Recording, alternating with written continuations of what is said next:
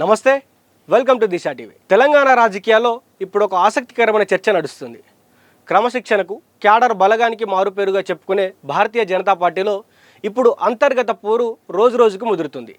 ఆధిపత్య పోరులో ఒకరిపై మరొకరు పై చేయి సాధించేందుకు కొందరు కీలక నేతలు తీవ్రంగా శ్రమిస్తున్నారనే వార్తలు రాజకీయ వర్గాల్లో వేడిని పుట్టిస్తున్నాయి. ఈ క్రమంలోనే పార్టీ పరువు, ప్రతిష్టను రోడ్డుకీడుస్తున్నారనే విమర్శలు కూడా వినిపిస్తున్నాయి. ప్రత్యర్థులను అణిచివేయడమే లక్ష్యంగా కొందరు నేతలు దుష్ప్రచారం చేస్తున్నారనే టాక్ నడుస్తుంది. ఇప్పుడిప్పుడే రాష్ట్రంలో బీజేపీకి మైలేజ్ వస్తున్న క్రమంలో నేతల మధ్య జరుగుతున్న ఈ గ్రూప్ రాజకీయాల వల్ల పార్టీకి భారీ నష్టం జరుగుతుందని కమలదళం యొక్క క్యాడర్ తీవ్ర ఆందోళనకు గురవుతుంది.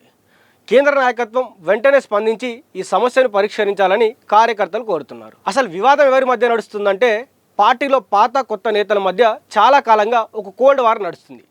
అయితే తాజాగా మల్కాజ్గిరి ఎంపీ ఈటల రాజేందర్ను టార్గెట్ చేస్తూ కొందరు తీవ్ర ఆరోపణలు, విమర్శలతో కూడిన పోస్టర్లు వేయడం ఇప్పుడు కలకలం రేపుతుంది. ఇది కేంద్ర మంత్రి బండి సంజయ్ పనేనంటూ, వారి వర్గానికి చెందినటువంటి కొంతమంది చేసినటువంటి పనే అంటూ ఈటల అనుచరులు బహిరంగంగానే ఆరోపిస్తున్నారు. నిజానికి నిజామాబాద్ ఎంపీ ధర్మపురి అరవింద్, ఈటల రాజేందర్ కొంతకాలంగా సాన్నిహిత్యంగా ఉంటున్నారు. దీంతో వీరిద్దరి మధ్య గ్యాప్ పెంచేందుకు ఈ పోస్టర్ల కుట్ర జరిగిందని ఈటల గ్రూప్ ఆరోపిస్తుంది. కానీ దీని వెనుక ఉన్న మరో ఫ్లాష్ బ్యాక్ కూడా ఉంది. అయితే గతంలో బండి సంజయ్ కొడుకు భగీరథ్ ఎవరైతే ఉన్నారో ఆయన మీద ఆ వివాదం బయటకు రావడంలో ఈటల రాజేందర్, ఎంపీ అరవింద్ల హస్తం ఉందంటూ బండి సంజయ్ అనుచరులు గట్టిగా నమ్ముతున్నారు.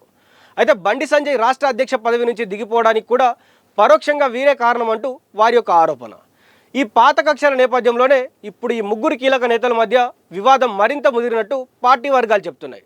అయితే ప్రస్తుతం సోషల్ మీడియాలో కూడా వీరిపైన పరస్పర పోస్టులు, విమర్శలు తెగ వైరల్ అవుతున్నాయి. ఇంతకీ ఆ పోస్టర్లో ఈటల రాజేందర్ను ఉద్దేశించి ఏమని రాశారో ఇప్పుడు చూద్దాం.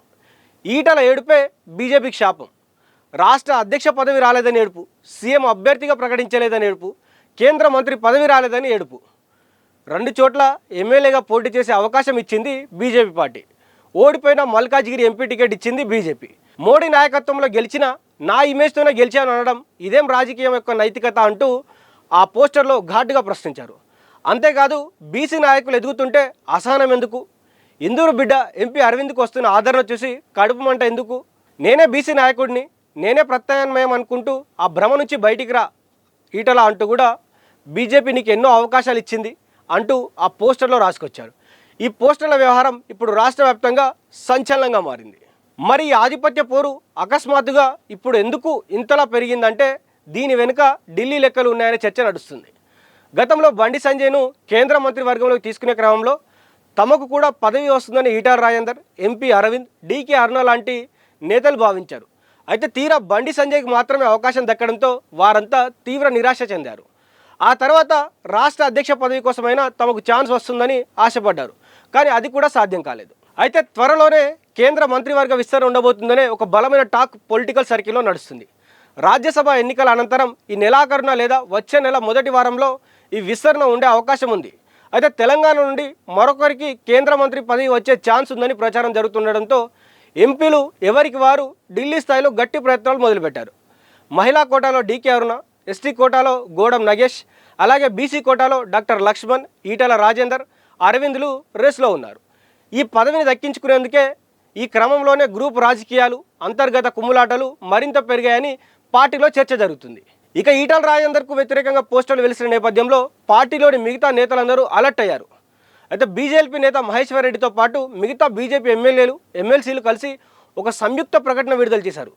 ఈ పోస్టర్ల వివాదాన్ని వారు తీవ్రంగా ఖండించారు. ఎంపీ ఈటల రాజేందర్ కించపరిచేలా ఏర్పాటు చేసినటువంటి బ్యానర్లు రాష్ట్ర బీజేపీ నేతలు, కార్యకర్తలు ముక్త కంఠంతో ఖండిస్తున్నట్లు పేర్కొన్నారు.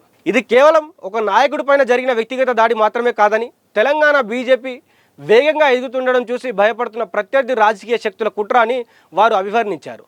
ఈటల రాజేందర్ దాదాపు 40 ఏళ్ల రాజకీయ అనుభవం కలిగిన సీనియర్ నాయకుడని, ప్రజా జీవితంలో తనకంటూ ఒక ప్రత్యేక గుర్తింపు సంపాదించుకున్న వ్యక్తి అని, అట్లాంటి వాడిని కించపరిచేలా ఇలాంటి నీచ రాజకీయాలు చేయడం సరికాదన్నారు. ఈ విషయంలో రాష్ట్ర బీజేపీ నాయకులంతా ఐక్యంగా ఉండి ఇలాంటి కుట్రలను తిప్పికొడతామని వారు చెప్పడం జరిగింది. మొత్తానికి చూస్తే బయట అంతా సవ్యంగానే ఉన్నట్టు నేతలు ప్రకటనలు ఇస్తున్నప్పటికీ అంతర్గతంగా మాత్రం కమలదళంలో విభేదాలు భగ్గుమంటున్నాయి. మరి ఈ గ్రూప్ రాజకీయాలకు, ఈ తగాదాలకు కేంద్ర నాయకత్వం ఎలా చెక్ పెడుతుంది? త్వరలో జరగబోయే కేంద్ర మంత్రివర్గ విస్తరణ ఎవరికి వర్తిస్తుంది? ఈ అంతర్గత పోరు పార్టీ భవిష్యత్తుకు ఎలాంటి మలుపు తిప్పుతుందనేది కూడా వేచి చూడాల్సిందే.